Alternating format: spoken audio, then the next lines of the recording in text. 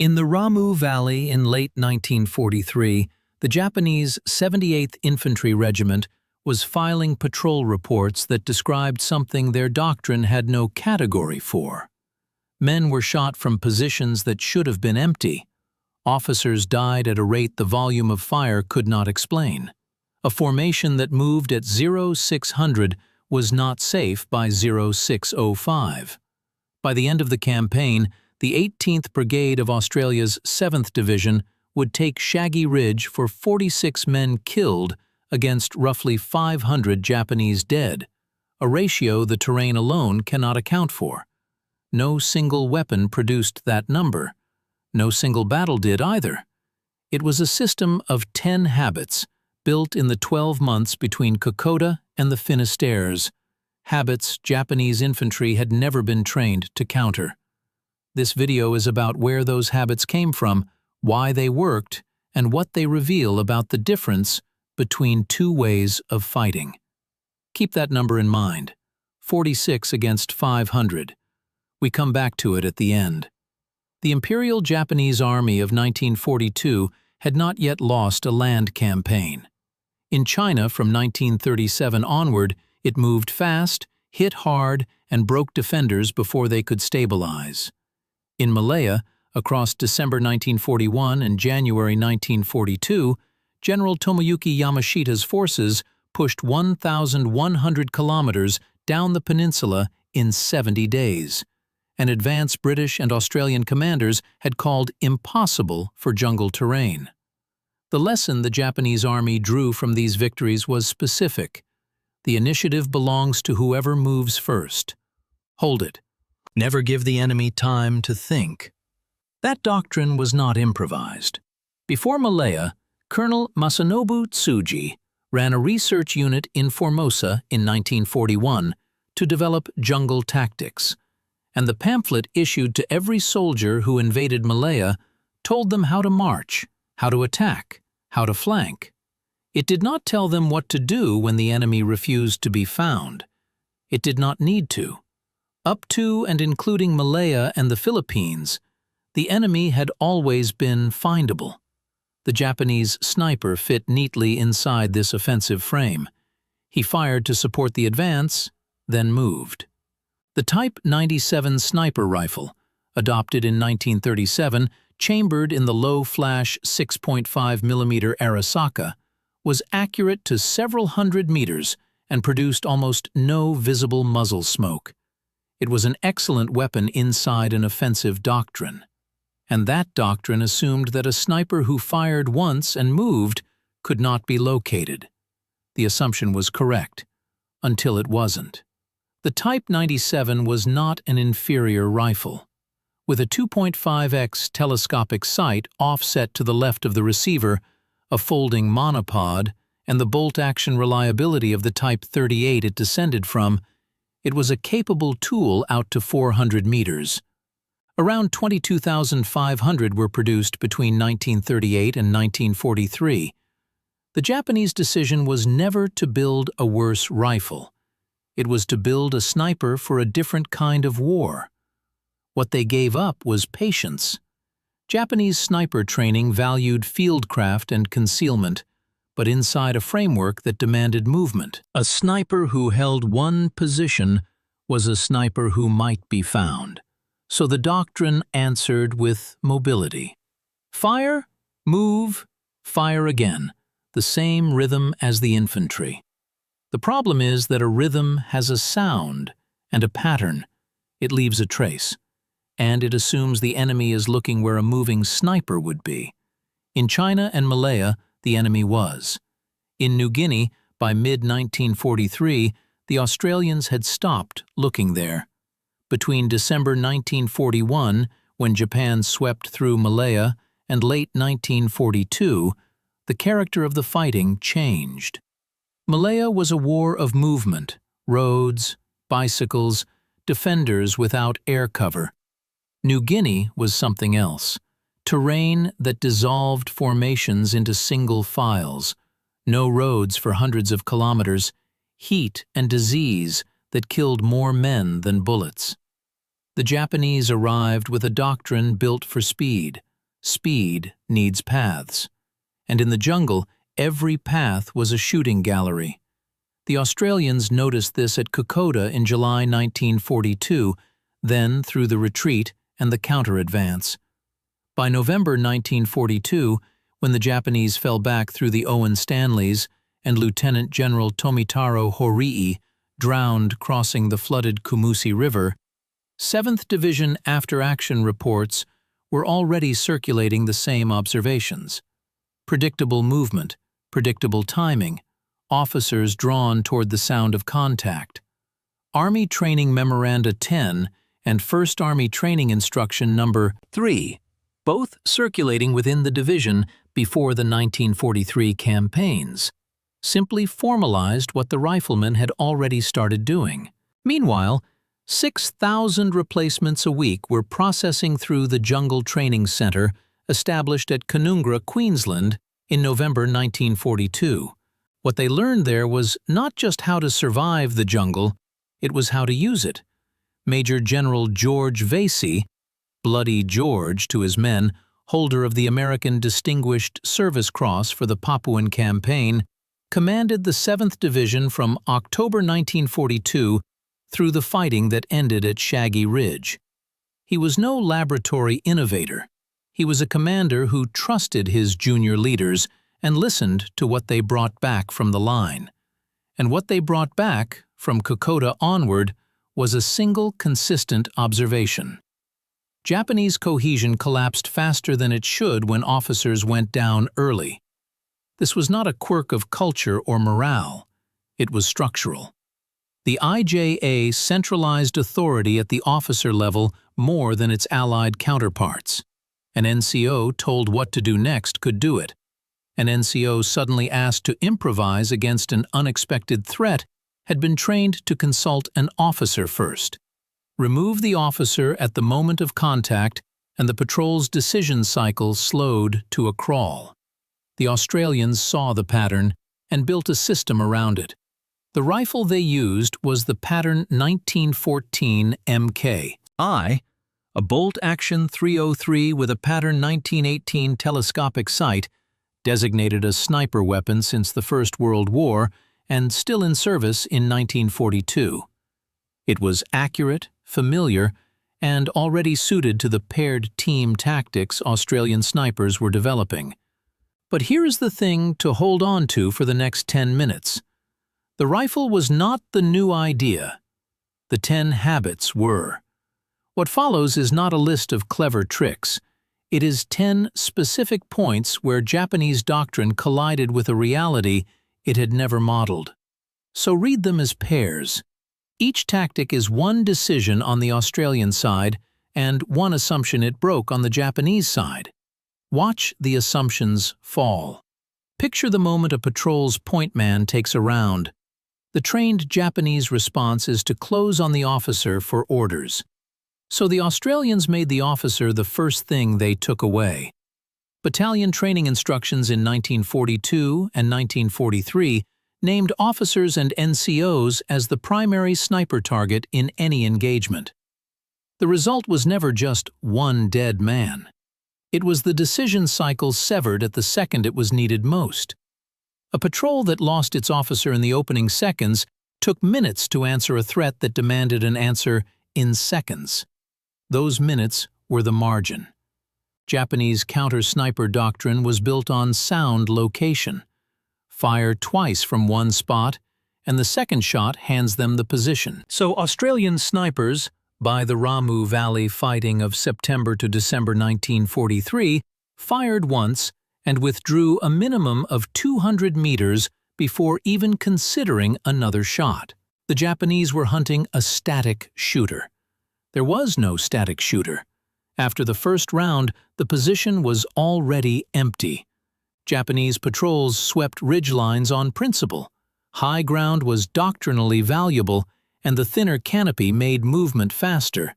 So Australian snipers sat on the reverse slope, below the ridge, looking up and across. A patrol clearing the crest from above found nothing. The shot came from below, concealed against the sky rather than the tree line. The whole geometry of the engagement was wrong for the response the Japanese had been trained to make. In the Ramu Valley, rain was not weather. It was cover. Australian snipers timed shots to rain or wind that moved the canopy and masked the discharge. Japanese counter-sniper response leaned on triangulation. 2 or more soldiers comparing the apparent direction of a shot. Rain wrecked that. A round fired during a shower, from a reverse slope, with movement immediately after, left almost no usable acoustic signature. The soldiers knew they had a casualty. They did not know where it came from. Water resupply was a daily constraint for Japanese units in the Finisterre ranges. Men went to the streams on a fixed cycle at fixed times because there was no other option. Australian snipers read those moments, the morning carry, the predictable route, as opportunities. The point was not the kill, it was degradation. Disrupting water collection forced units to shorten patrols and shrink their range. Over weeks, that arithmetic worked on its own. When a position was identified, the Japanese answer was to saturate it with fire, then send a patrol to clear it, a response that assumed the sniper would come back. So, Australian snipers treated every position as single use. Move before dawn, set before light, withdraw before dark, never return. A place fired from once was a place that would be found. The patrols sent to clear those nests kept arriving to find them empty. This is the tactic that held all the others up. The observer in an Australian pair did not fire. He read the response to the shot, where heads turned, where the patrol moved, whether a counter-sniper team was forming, and that reading chose the next position. He also covered the withdrawal. A sniper moving alone from a fresh position was exposed for perhaps 90 seconds.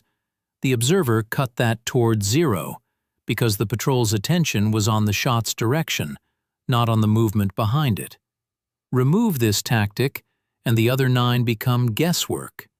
Keep it, and they become a system.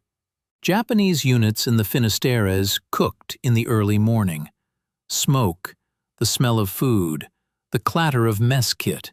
In jungle where visibility was measured in meters, these were locating signals. Australian snipers used the cook period less to kill cooks than to fix the presence and rough position of a camp.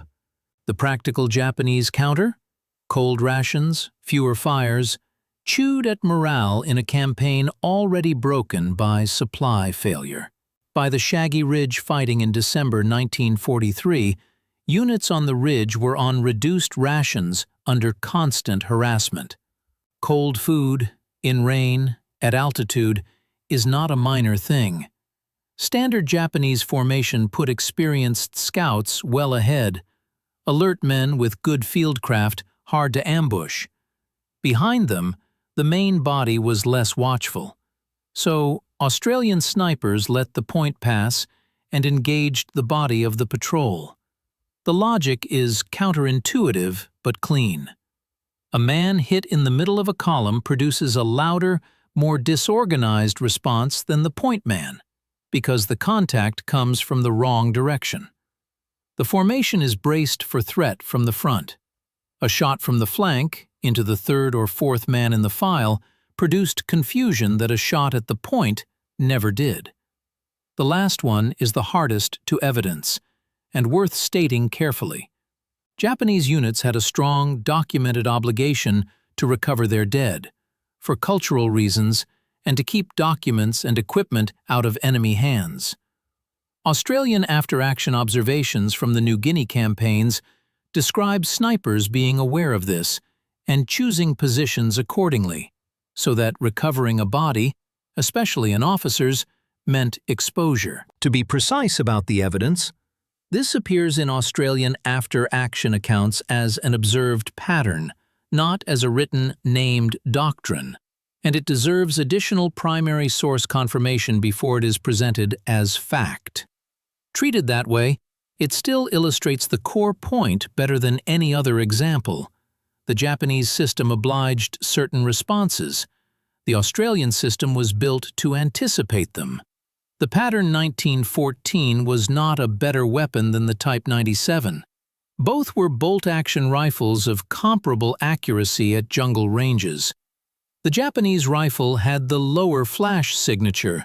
The Australian rifle fired the heavier .303 cartridge against the 6.5mm Arisaka. A real difference in energy and penetration, but not a decisive one at the distances these fights actually happened.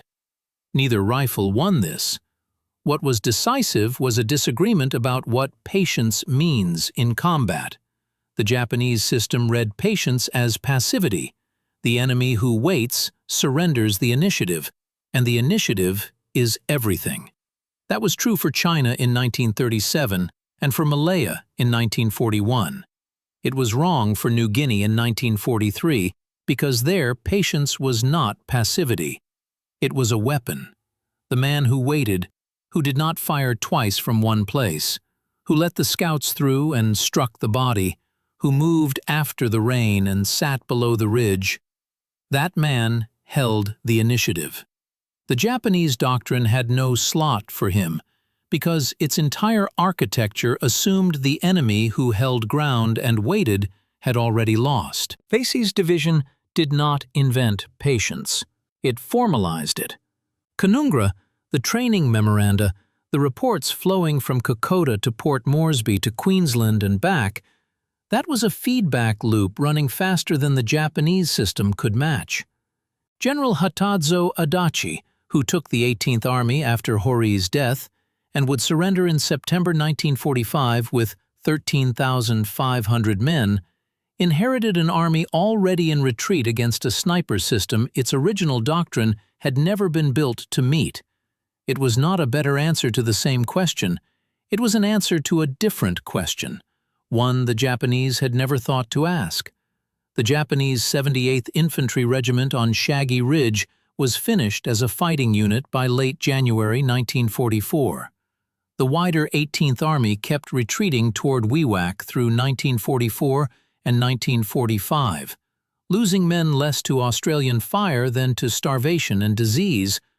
By the campaign's aggregate figures, somewhere around 200,000 Japanese dead across the island, with researchers estimating the overwhelming majority from non-combat causes.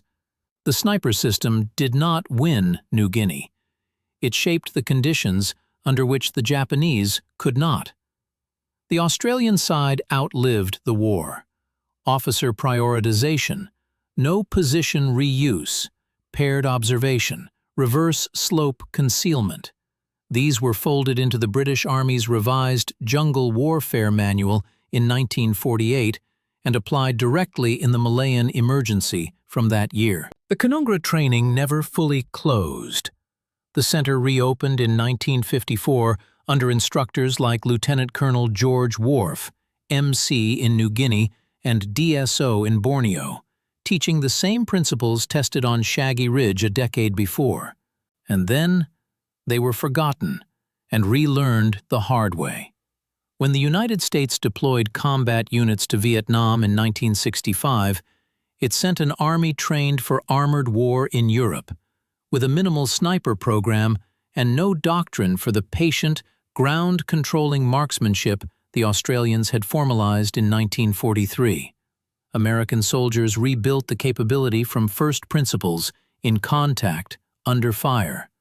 The idea that holding ground with patience is offensive action, not surrender, relearned in a different jungle 20 years on. The Australians had been at Shaggy Ridge. They sent advisors. 46 killed, 500 dead. That ratio, at Shaggy Ridge in January 1944, is not explained by terrain, artillery, air support, or morale. It is explained by 10 habits the 7th Division had been building for 12 months. Habits the Japanese 78th Regiment had never been trained to see as a threat, because its doctrine had filed patience under what the enemy does once it is already lost. There are 24 battles in the New Guinea campaign. Shaggy Ridge is not the most famous. It is the one where the ratio is hardest to explain any other way. If that question stays with you, the next video is the battle itself. The geometry of Shaggy Ridge, why it was thought impregnable, and how the 2 9th and 2 12th battalions got onto it anyway.